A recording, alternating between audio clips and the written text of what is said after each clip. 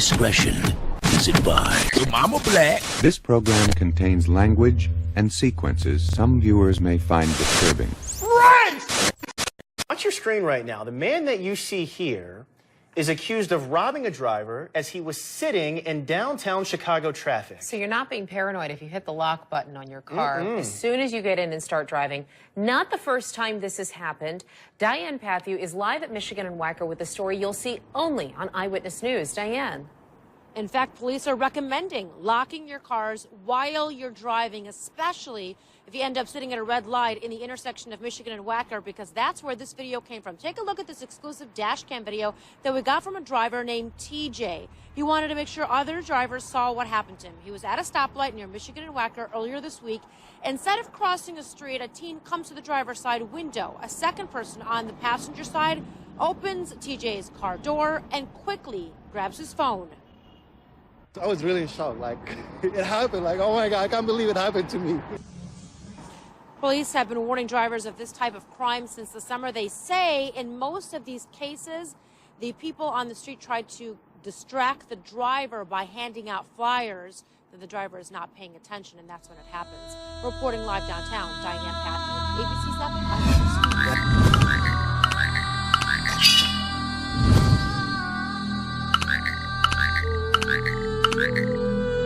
Tonight, police in 2 states are working together to track down a pair of men behind a cross-state crime spree.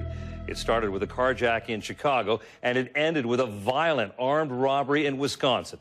Eyewitness News reporter Eric Hong joining us now tonight with the details. Eric? Ravi, after stealing that vehicle on Chicago's south side, the two men apparently drove about 100 miles and robbed a pharmacy near Milwaukee. Police say they didn't want money, but rather prescription narcotics. Surveillance video shows the violent encounter. Terrified workers thrown to the ground, others ordered to the floor and dragged from place to place. Somebody knows who these individuals are, and before somebody is seriously injured or killed, it's important for these guys to be identified and be apprehended. Police say it happened Wednesday at this pharmacy in Wauwatosa, Wisconsin, west of Milwaukee.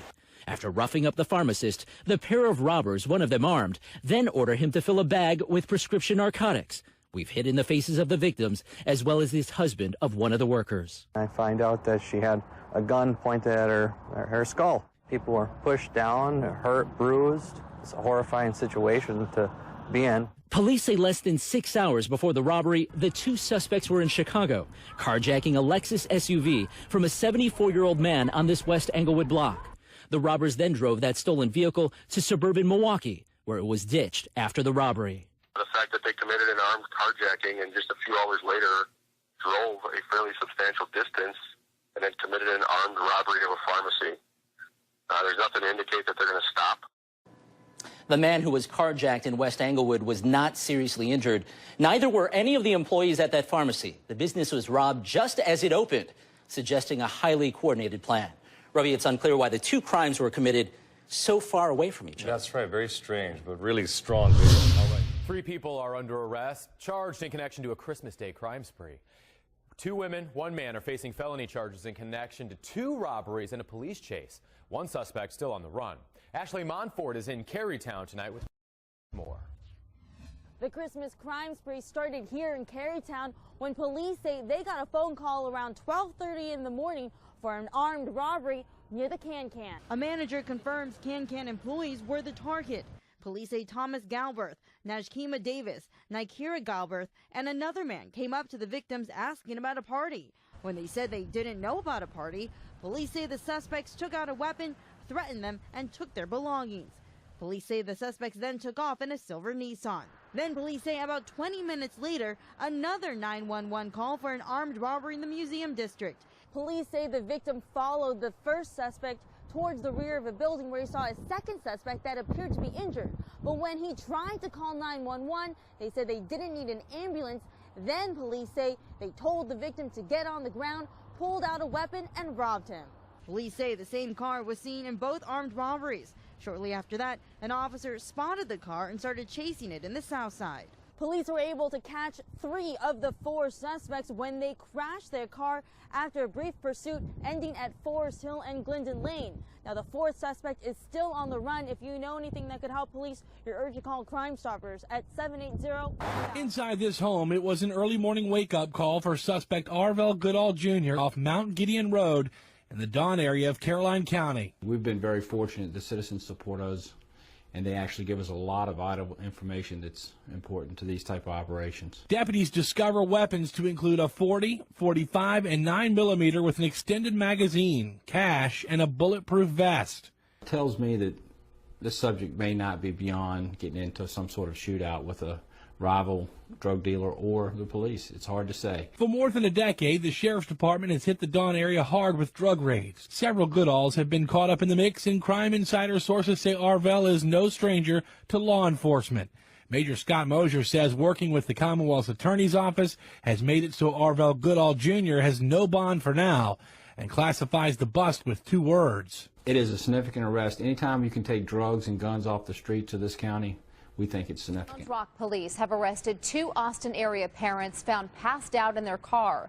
Police say they had cocaine and black tar heroin in their possession, and their 2 babies were in the back seat.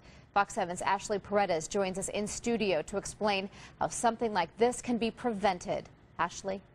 Rebecca, the DEA reports that the availability and abuse of heroin is steadily on the rise in America, even calling it an epidemic. We spoke with a local treatment center about how users can overcome addiction. We're seeing it more and more all over the country. Parents on drugs placing their children at risk.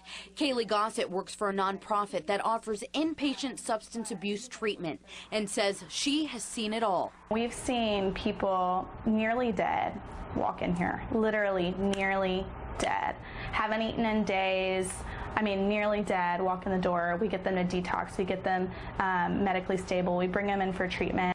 Just last week, 26-year-old Corey Holloman and 23-year-old Amira Silver were charged with abandoning or endangering a child and possession of a controlled substance. Police say both parents were passed out inside of their car in a Target parking lot in Round Rock.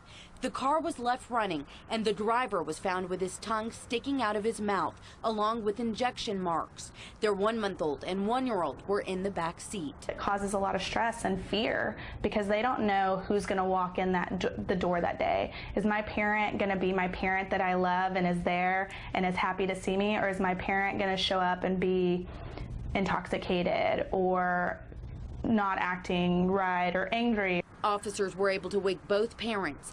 At that time, they were given permission to perform a pat-down and search the vehicle, where cocaine, heroin, marijuana, and prescription pills were found. You know, a lot of times where people are mixing things, and when you mix uppers and downers, your heart doesn't know what to do. In September, these photos were released out of Ohio, showing a man and woman unconscious from the effects of an opioid overdose in the front seat of a car.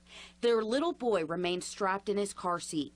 2 weeks later, more heartbreaking images as a mother was captured on camera overdosing on the floor of a Massachusetts store. Her daughter can be heard screaming, tugging at her limp body. It's really sad, you know, to see people in that place. But what we've seen through treatment is each day their eyes open a little wider, and that hope, that little piece of hope that we give them every day through them showing up to class and then meeting with their counselor, that hope continues to build and build and build and build. To the point where they believe they can do it. We're told signs of an overdose include unconsciousness, choking, or slow breathing. To get more information on recovery and treatment, head to our website, fox7austin.com. Good evening. An accused terrorist right here in our very own backyard. Attorneys say Valley man Derek Thompson may have wanted to launch a lone wolf terror attack and was encouraging others to join him. Today, an Arizona grand jury indicted him on 3 charges that he supported ISIS. But why is this case not being heard in federal court? Our own William Pitts is live in the newsroom verifying why this is a state concern, not a federal threat. William? Well, guys, in the simplest terms, these cases are being prosecuted by the state because it's easier to arrest people under Arizona's terrorism law. Derek Thompson is just the latest case. Derek Thompson is accused of being a terrorist. Prosecutors say he supported ISIS, researched lone wolf-style attacks, even tried to buy a gun. He was arrested but charged in state court, not by the feds. It's the third state-level terrorism charge that federal prosecutors aren't taking. Attorney General Mark Brnovich tweeted Arizona's first state-level terrorism charge was 18-year-old Mahid Khan. Khan was sentenced to 8 years for allegedly planning an attack on a Mesa MVD office. Is there anything you want to tell the court or no? No, ma'am. Thomas and Michelle Bastian are charged with state-level terrorism after allegedly planning to blow up the Lewis prison complex. Thomas was already serving a sentence for murder when prosecutors say he became a radical Islamist.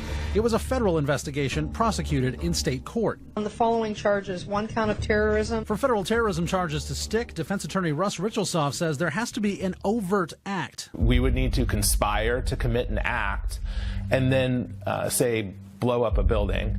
And then we would actually have to take a step towards completing that act. Meaning a suspect would have to buy parts of a bomb or get the gun they're planning to use. State-level terrorism charges are a lot less strict. Under Arizona law, a suspect just has to show intent to carry out a terrorist act. Under the state laws, the planning, the discussion and the planning is enough. In Derek Thompson's case, prosecutors say it's enough that he expressed support for ISIS and tried to buy a gun. For federal charges, Thompson would have had to actually buy it, which he didn't.